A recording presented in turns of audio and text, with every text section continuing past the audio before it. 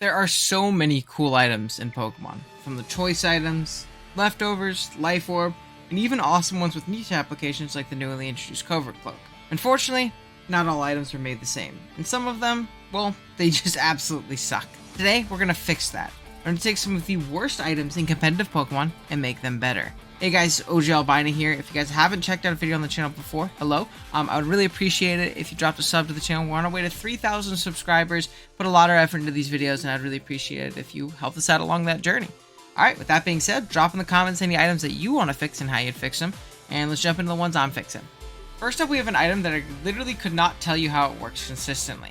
That item is the Utility Umbrella. I remember when this item was introduced, I was juiced. I thought that when a Pokemon wearing it came out, the holder was not affected by any weather-induced abilities or effects. Boy, was I wrong. The Utility Umbrella will reduce the damage you take from weather-boosted attacks, aka Flamethrower in the Sun or Wave Crash in the Rain. It will also bypass accuracy changes due to weather, so Hurricane can miss versus you in the rain, but has normal accuracy versus you in the sun. It does not ignore weather entirely, though. If I wear the Utility Umbrella and click Flamethrower in the Rain, it'll still be weakened. My proposal is to make Utility Umbrella work like a mini airlock bubble.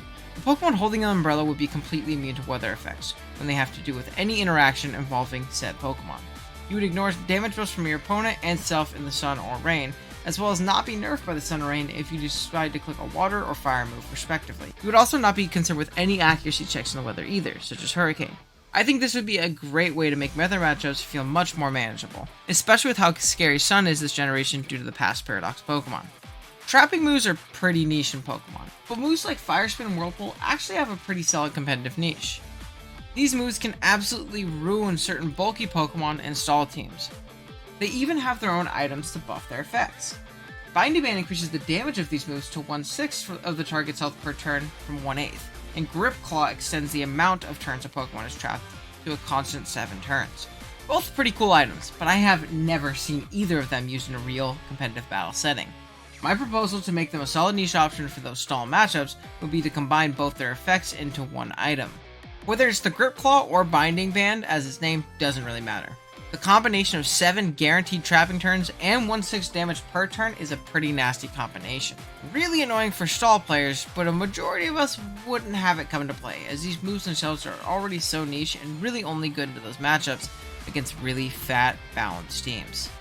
The Float Stone is an item of all time. I mean, we all know what it does, right? Right? Well, just as a refresher in case you don't know for some reason, the Float Stone lowers a Pokemon's weight by 50%. Now, it does have some niche application. It can help lower the power of moves like Grass Knot or Low Kick, but in all reality, that's so niche that you probably are never running the item. If you were ever going to run the Float Stone, it would probably be to reduce the power of super effective damage coming from one of those two moves. But 95% of the time, a Chople or Rindo Berry would be better. So, how do we make the item better? Simple.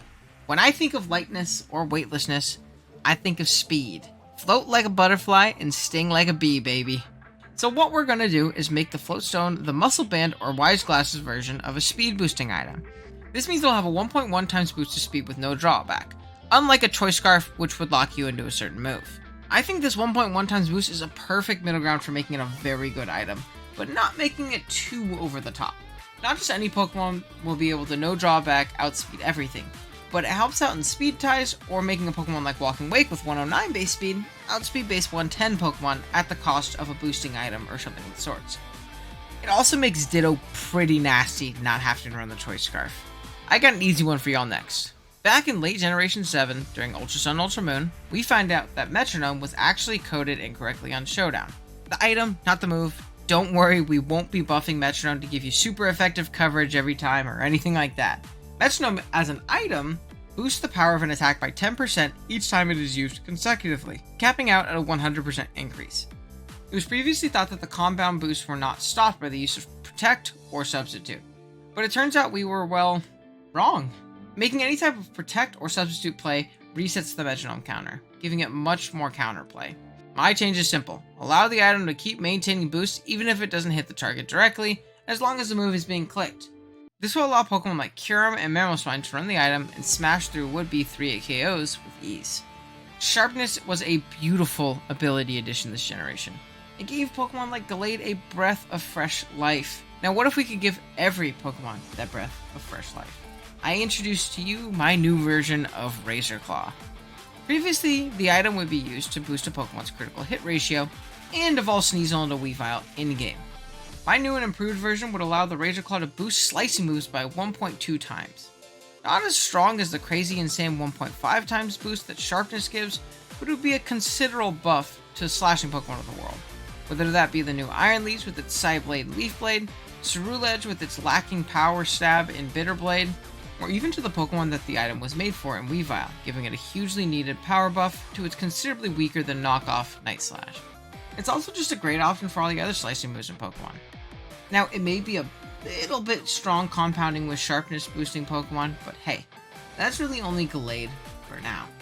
Thank you guys so much for watching. Let me know what you guys thought of our buffs and changes to these Pokemon. If you would make any of these changes, if you like the changes, what changes you would make to different items. Let me know some suggestions if you want to see a part 2 of this video. But I thought it was a fun discussion. Big shouts to Dell for the idea. I'll link him in the description below. Forgot to mention that earlier. And yeah, sub if you enjoyed. Drop a like if you, or sub if you enjoyed and you're new. Drop a like if you enjoyed regardless. And I'll see you guys in the next one. Later.